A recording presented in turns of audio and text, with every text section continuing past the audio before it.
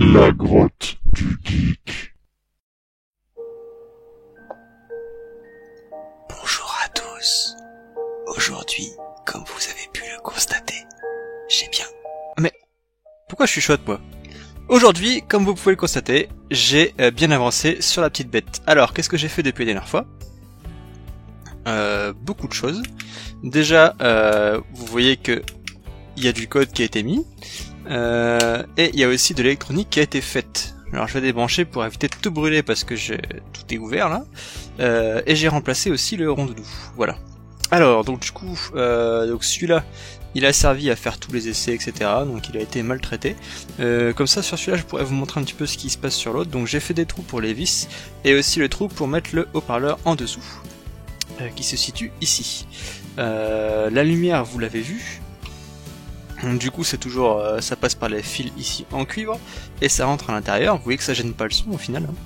Et je visse le rondoudou par ses pieds par dessous.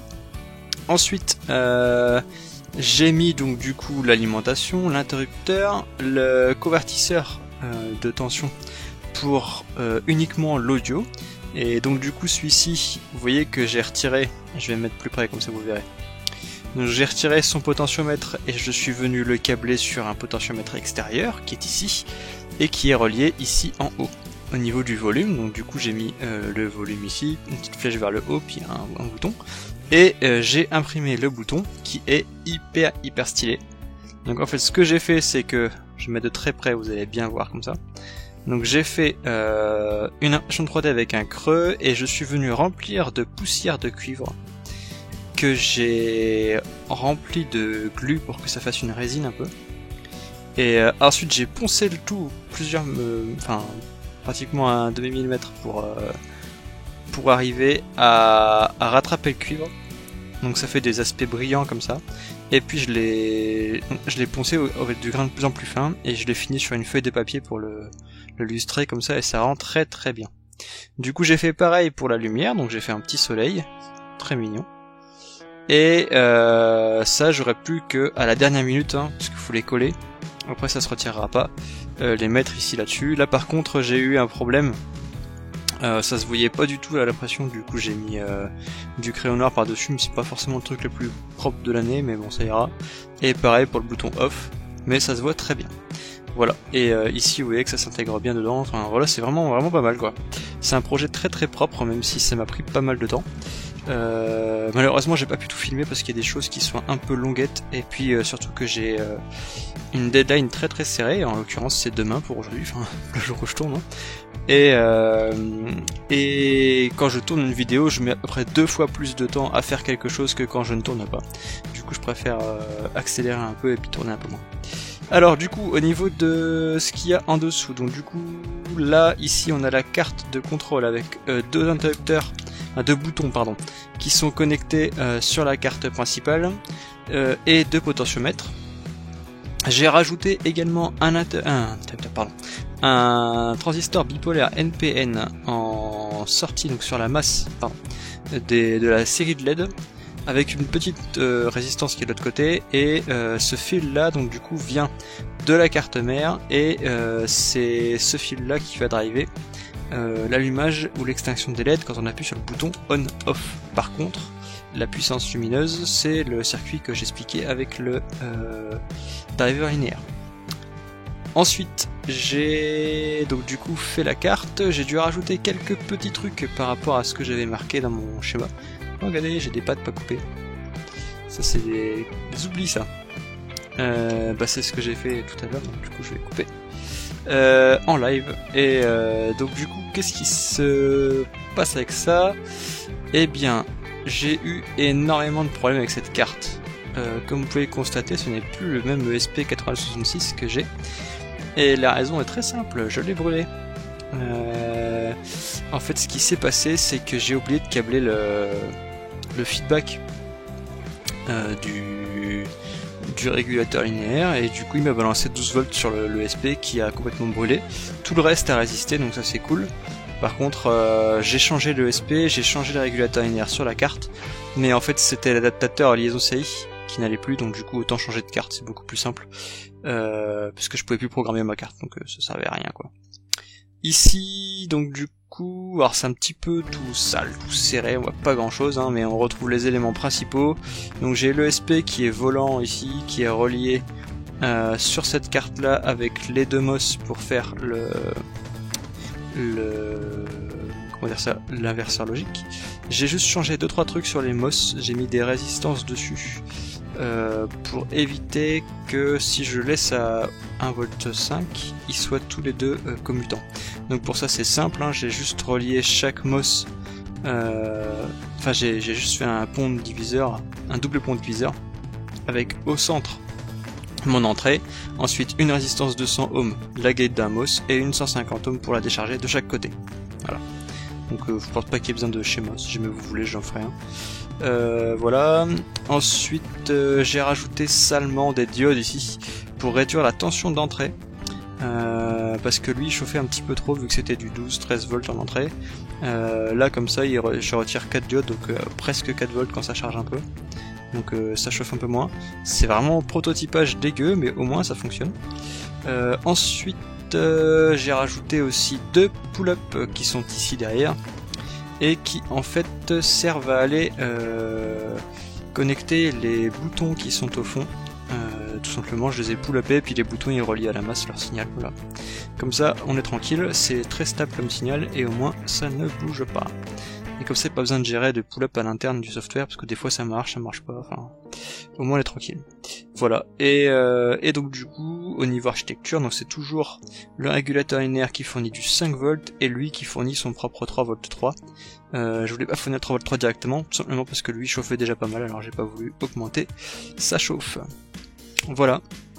Et du coup c'est plutôt bien avancé. Au niveau du logiciel, je pense que je ferai une explication dédiée, mais en gros, ce que j'ai fait, c'est que quand on appuie sur un bouton, ça vient éteindre la lumière ou éteindre le son, et ensuite éteindre le son. En fait, au début, ça faisait juste mute au niveau de la pin du moteur. Donc ça a coupé l'enable du moteur. Maintenant, ça fait ça plus ça arrête la lecture du fichier audio parce que ça consomme en fait. Donc du coup, plutôt que de lire le fichier pour rien, j'ai préféré arrêter la lecture. Mais ça, je vous en parlerai dans un épisode dédié. Là, ce qui reste à faire, c'est monter la carte, monter ça. Vous avez vu que j'ai mis un capton par-dessus, c'est pour pouvoir venir le mettre en fond, comme ça. Et plaquer la carte par-dessus, quand ça ne bougera pas, parce que j'ai pas trop envie que ça bouge, mais j'ai pas non plus envie d'avoir de court-circuit, donc du coup c'est pour ça que je l'ai protégé.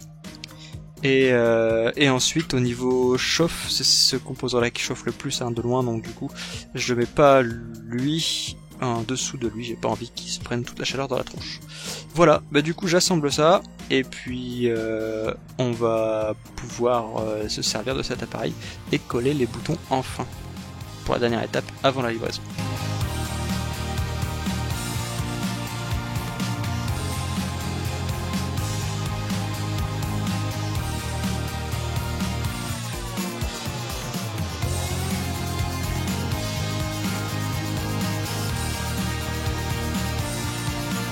Voilà, j'ai réussi à passer tous les câbles en fait sans les coller, du coup c'est un petit peu mieux. Sous les cartes, etc., les coincer pour que ça ne bouge pas. Une fois que ce sera fait, on s'en fiche. Nous ce qu'on veut c'est pouvoir mettre le capot par-dessus et que ça ne bouge pas. Du coup, il y a juste un moment où j'ai dû mettre de la colle à 2 endroits en fait, parce que ici, là, en dessous, il y a un petit connecteur. Je vais vous montrer. C'est juste une pin qui vient amener le signal audio. Donc du coup je suis venu lui mettre un point de colle pour qu'elle bouge pas. Et puis aussi évidemment le connecteur du haut-parleur, je suis venu lui mettre un petit pâté de colle sur la carte pour qu'il ne s'en aille pas pendant l'utilisation, au cas où il y a des vibrations ou au cas où quelqu'un claque un peu l'objet. Faut pas oublier que c'est un objet pour enfants à la base, donc je préfère prévoir ce genre de problème.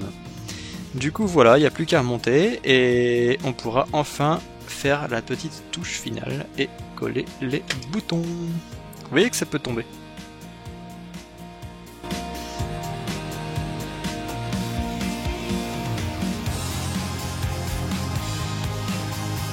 Et nous voici du coup après assemblage pour le test final. Hop.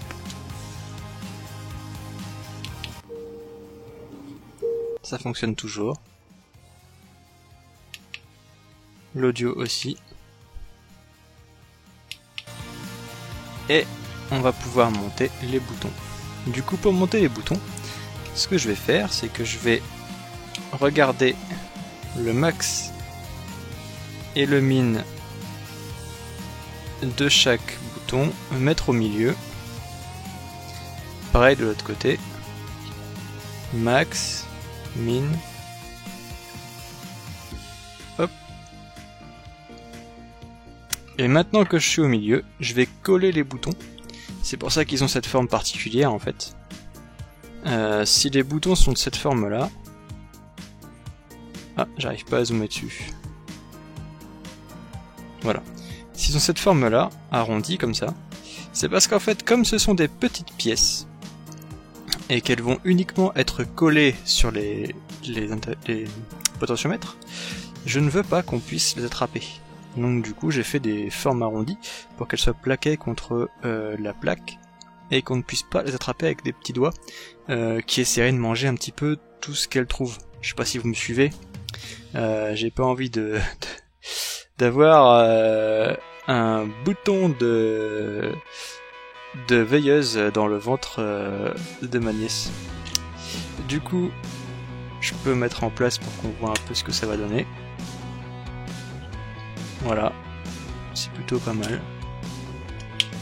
Alors, le soleil, on me dira, ça sert à rien de mettre au milieu, c'est uniquement la petite mélodie.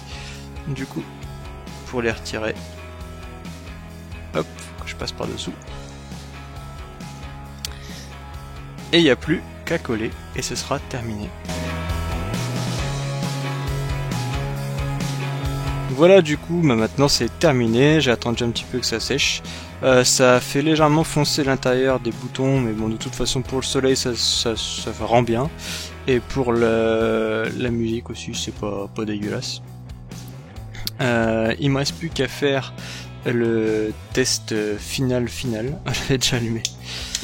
Vous voyez, quand ça s'allume, ça fait un petit éclair et après ça s'arrête. Donc tout s'allume. Et du coup, je pense que on peut s'amuser à faire le dernier test ensemble et ensuite on se laissera pour ce magnifique petit projet qui était quand même bien sympathique à faire. Je ferai sûrement une petite vidéo pour expliquer le logiciel qui est à l'intérieur, mais c'est tout. Ça s'arrêtera là et en tout cas pour information, donc du coup j'ai mis 8 jours à le faire, 8 jours au total, c'est-à-dire sans interruption, tous les jours de 8h à minuit à peu près. Donc c'est vrai que c'est un sacré projet, mais en tout cas je trouve, je sais pas pour vous, qu'il rend super bien. Même si c'est pas optimisé à l'intérieur quoi, mais c'est vraiment pas mal. Peut-être qu'un jour je ferai une version 2 avec à l'intérieur une carte plus professionnelle on va dire, imprimée, et puis surtout j'achèterai des composants et de pas tout faire avec ce que j'ai chez moi. Voilà, et bien c'est parti pour le test. La musique fonctionne.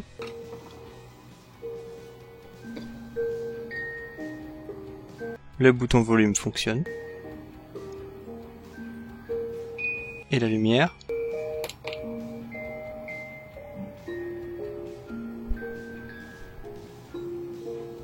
C'est parfait. Voilà. C'est ce que j'appelle une fin de projet en toute beauté. Merci d'avoir suivi cette vidéo et cette série si vous l'avez fait. Si jamais c'est pas le cas, vous pouvez toujours aller voir les autres épisodes pour voir comment j'ai réalisé cette petite merveille. Et quant à moi, je vous dis à la prochaine pour de nouvelles aventures et passez une excellente fin de journée.